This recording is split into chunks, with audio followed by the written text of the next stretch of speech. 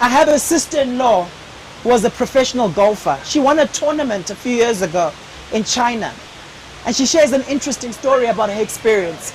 She tells me of how she was in China and she sees this massive highway. But the strange thing about this highway is that there were hardly any cars being driven on the highway. And then she went on to explain that the Chinese think in centuries. And so they'd already planned ahead because they knew in terms of town planning where that particular city was going. I also then further discovered that the way the Chinese think, they might say to themselves, in 80 years' time, we need ABC built.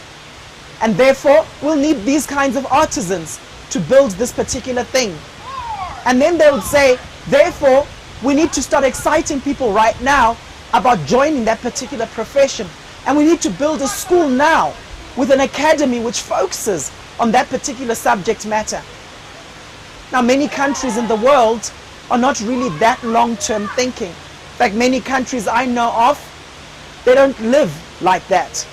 But there's something about us as believers. We are the true futurists. We begin with the end in mind. We're a prophetic people.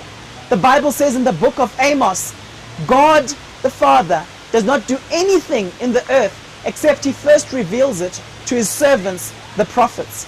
And we know in New Testament Christianity, we are all a prophetic people.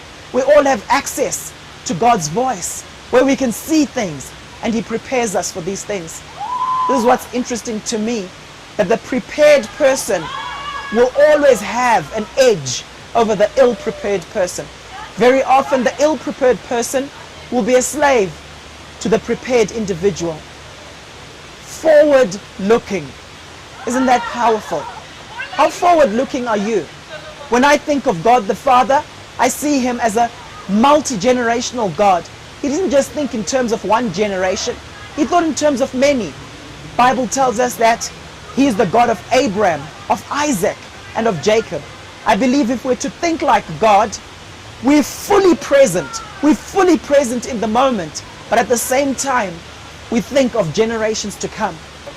If you weren't multi-generational in your thinking, you wouldn't take time to plan for the future. You wouldn't build things that last. It would affect how you do business. The nature of your business will be for high turnover goods which give you cash right now. But we know that some of the greatest organizations today are organizations which invested in something that they're reaping the rewards of many years later. How forward-looking we are affects our success in this life.